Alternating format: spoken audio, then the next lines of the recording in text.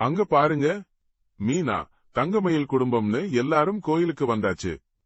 அதை பார்த்த கதிர் என்ன சொல்றானா, பாட்டி ஆசைப்பட்டாங்கல்ல, நம்ம குடும்பமா எல்லாரும் பிறந்தநாள் ஃபங்க்ஷன்ல கலந்துக்கணும்னு, அதான் நான் தான் எல்லாரையும் வரச் சொன்னேன் அப்படின்னு ஒரு வாய் சொல்லி வைக்கிறான்.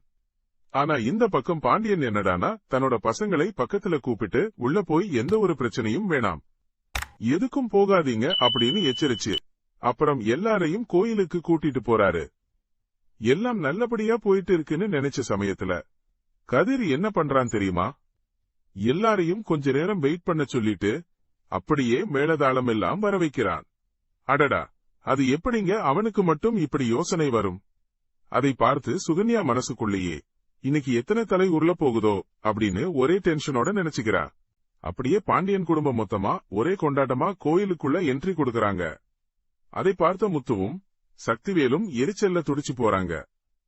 குமாருக்கு உடம்பு பூரா அப்படியே பத்திக்கிட்டு வருது. என்னப்பா அமைதியா வந்துட்டு போவாங்கன்னு பார்த்தா இவங்க இவ்வளவு அலப்பறை பண்ணிட்டு இருக்காங்க அப்படின்னு அவன் முணுமுணுக்க, சக்திவேல் சும்மா இருப்பானா? இதுங்களை கோயிலுக்குள்ள விட்டதுக்கே இவ்வளவு ஆட்டம் போடுதுங்க, வீட்டுக்குள்ள எல்லாம் விட்டால் அவ்வளவுதான் அப்படின்னு ஆத்திரத்தோட சொல்லி கோபத்துல பொங்குறான். ஆனா இந்த பக்கம் காந்திமதி கோமதி குடும்பத்தை பார்த்ததும் உலகத்தையே ஜெயிச்ச மாதிரி ஒரே பெருமகிழ்ச்சியில திளைக்கிறா. இதெல்லாம் ஒரு பக்கம் நடந்தாலும் எல்லாரும் சேர்ந்து சாமி கும்பிட போறாங்க. சாமி கும்பிட்டு முடிஞ்சதும் என்ன ஆச்சு தெரியுமா? பழனிக்கு அப்படியே அருள் வந்துடுச்சு. இதே மாதிரி வருஷா வருஷம் நீங்க குடும்பத்தோட வந்து எனக்கு திருவிழா எடுக்கணும் அப்படின்னு சாமி ஆடியபடி சொல்றான். அதை கேட்ட சக்திவேலுக்கு தலைக்கேறிடுச்சு கோபம். என்னடா சாமி வந்துருச்சுன்னு நடிக்கிறியா அப்படின்னு கேட்டு அடிக்க போறான் பாருங்க. அப்புறம் காந்திமதி பிறந்தநாள் விழா ஆரம்பமாகுது. இந்த பக்கம் கோமதி குடும்பத்தினர் மட்டும் ஒதுங்கி ஒரு ஓரமா நிக்கிறாங்க. அதை பார்த்த குழலி, நம்ம கிளம்புவோமா? எப்படியும் பாட்டிக்கு வாழ்த்து சொல்ல விட மாட்டாங்க அப்படின்னு வருத்தத்தோட கேக்குறா. ஆனா கதிர் விடுவானா? அப்படிலாம் கண்டிப்பா கிடையாது. நம்ம வாழ்த்து சொல்லிட்டு தான் இங்கிருந்து கிளம்புறோம் அப்படின்னு தீர்மானமா சொல்றான். இதெல்லாம் ஒரு பக்கம் நடக்குதுன்னா இன்னொரு பக்கம் முத்துவேலும் சக்தியும் சேர்ந்து தங்க செயின் போட்டு தன்னோட அம்மா காந்திமதியை பெருமைப்படுத்தி அவங்க பெருமையையும் பேசிக்கிறாங்க. எல்லாரும் காந்திமதிக்கு வாழ்த்து சொல்லிட்டு இருக்கும்போது நம்ம பாண்டியன் குடும்பத்தினர் மட்டும் தனியா அப்படியே தள்ளி நிக்கிறாங்க. அப்போதான் பாண்டியன், நீ போய் வளையல் போடு அப்படின்னு கோமதிய பார்த்து சொல்றாரு.